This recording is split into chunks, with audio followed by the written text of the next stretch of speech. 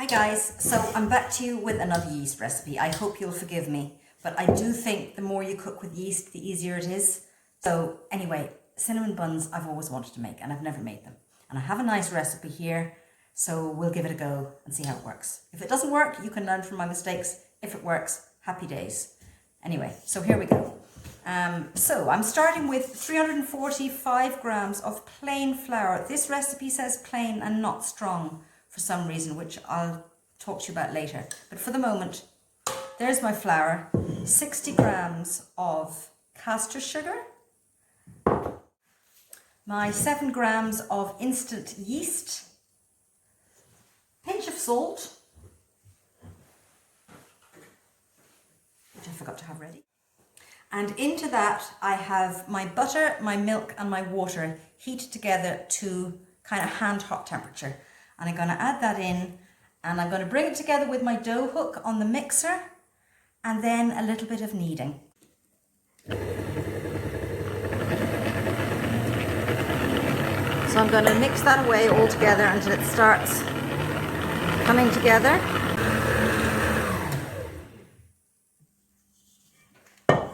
So it doesn't come away that cleanly. It is still quite sticky, but it's getting nice and stretchy, so I think it's ready. Right mess. Until it comes together into a neat little ball.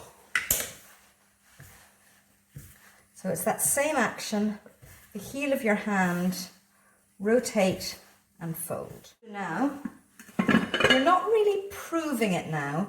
You don't really want it to rise, but you want it to relax. You want the gluten in the flour to kind of relax so that we're going to be able to roll it out. Because if you tried now, it would be really stretchy and it would bounce back.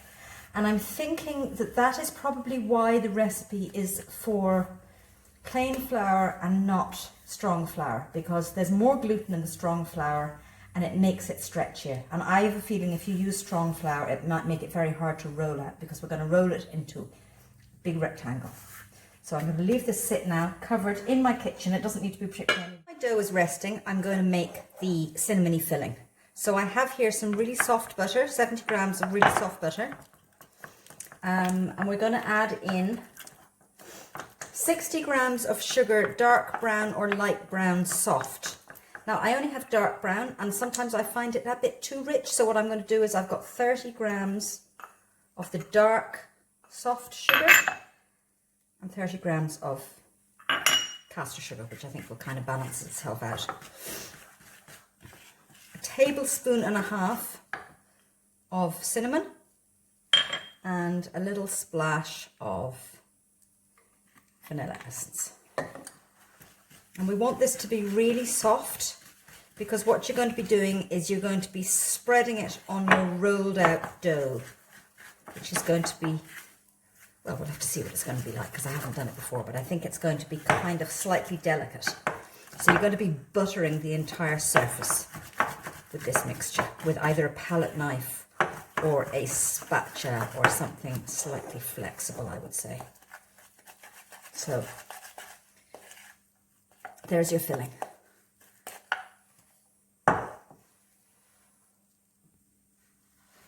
So my dough has had its 15 minutes relaxing, and you want a pretty big surface here because you're going to be rolling this out to about 17 inches by 10 or 12. So be generous with the flour and make yourself plenty of space.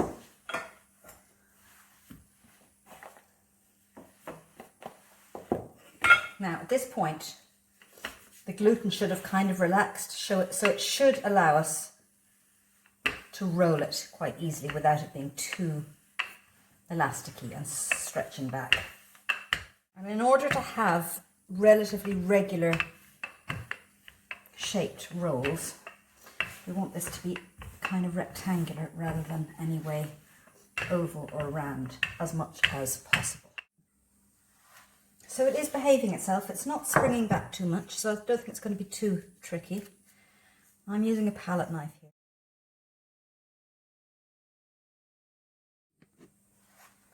So at this point, in order to start with a nice clean line, I would be inclined to trim here. So we're going to be rolling it, we're going to be keeping the length and we're going to be rolling it the short way. Okay, now this first little bit you want to get nice and tight so that you don't end up with a big hole in the middle of your bun.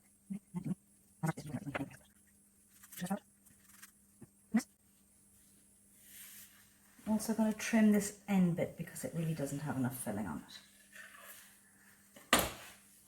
And I'm going to trim these bits also, which seems a bit wasteful, but there's not much tasty stuff on them. And this makes between sort of 10 to 12, okay?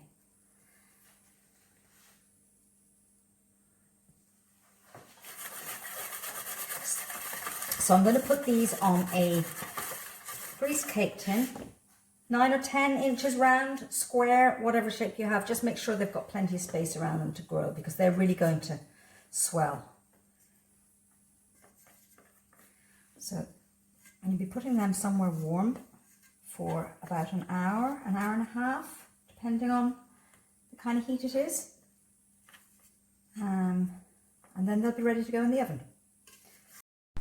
So these guys have been rising for, actually it's taken them 2 hours to get this size. I thought they would get bigger and I thought they would certainly get bigger quicker.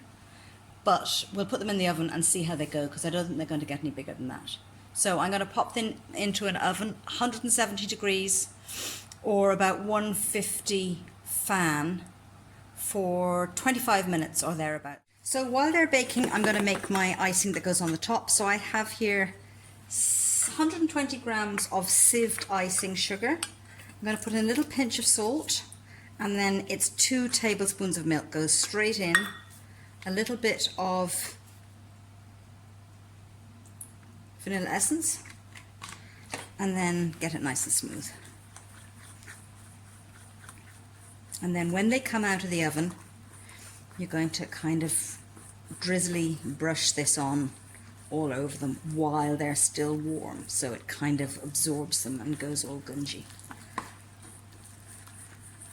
So that's your icing, very simple, and that'll be ready when they come out of the oven. So these babies now have had 25 minutes and I'm going to, they're still hot. They are going to be just delicious. I'll share it around a bit. So these are cooled now and they're looking pretty delicious.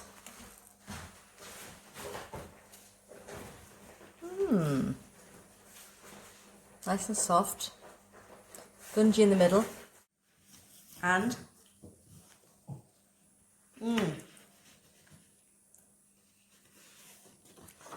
very delicious. Better than I expected they'd be, actually. They're very nice. I'm going to freeze most of these, which probably won't do them any favours, but it's about 12 of them there and there's only 2 of us, so